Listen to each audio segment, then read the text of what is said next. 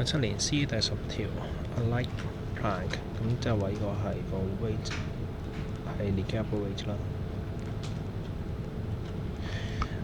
Length 2 meter on the two trestle S1 同埋 S2 S1 above a point of weight 500 Newton stand at the midpoint of the plank，midpoint 嚟嘅，咁即係話呢一度係1米，呢一度都係1米啦。Find the source acting on the two trestle at the plank。咁我哋 S1 同埋 S2佢嘅 force 係幾多？咁其實因為 S1 S2咧佢係頂住嗰個嘅板啦，咁所以咧呢度咧其實就有 N1 normal reaction 喺度嘅。好啦，而人嘅重量咧就係500 Newton。好啦，我想知道 N1 同埋 N2 係幾多咧？咁其實咧我就睇睇，因為呢個板咧就係 in equilibrium position。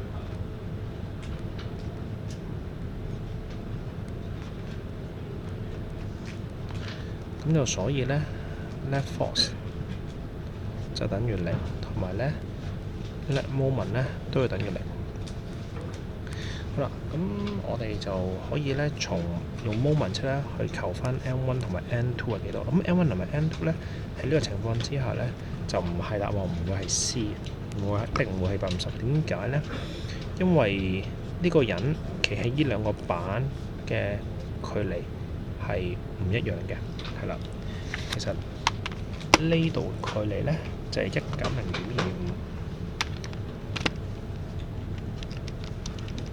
咁即係呢個係0.75啦。咁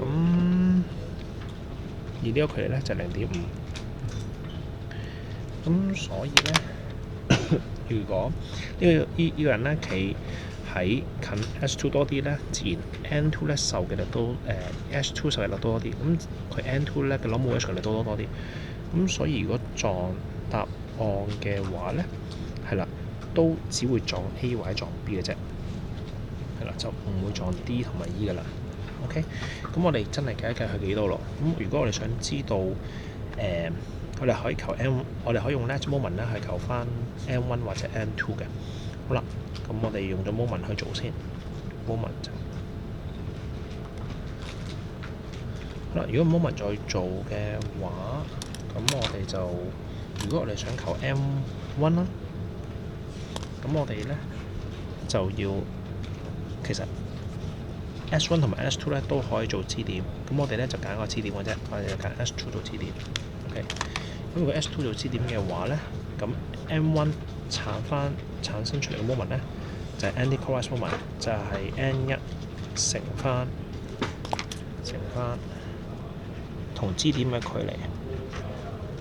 OK， 就會係乘翻1.25米。OK， 咁而人嘅重量咧就產生一個 anti-clockwise moment， 就係500 Newton 乘翻0.5米。咁個 net moment 要係等於0，咁所以呢兩個咧係一樣嘅，咁所以咁樣就 OK 啦。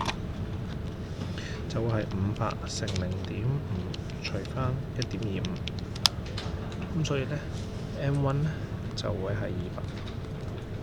好啦，如果 M1 係200嘅話，咁之前講咗我係 net force 要係0啊嘛，咁就所以咧 M1 加 N2 就等於翻500，咁所以咧 N2 咧就等於翻300 Newton啦，答案係 B 啦。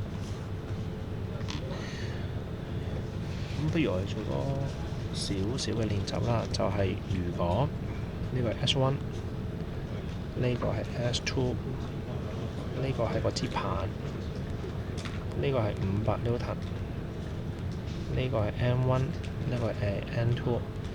好似先咁啦。咁如果你唔揀 N 呢個做支點嘅話，你揀呢個做支點就得唔得咧 ？OK 嘅。咁如果揀呢個做支點嘅話咧，就即係話你係用 N2 咧，你係揾個 moment 啦。咁所以咧個 anti-clockwise moment 咧就係 N2 乘翻呢橛嘅距離。咁呢橛嘅距離咧就係乘翻1.25。咁而呢個重量咧就會產生咗一個嘅 anti-clockwise moment 啦，就會係500 Newton 乘翻0.75。咁呢兩個係一樣嘅，係啦。咁所以咧就會係500乘0.75乘除翻1.25，咁答案咧就會係300啦。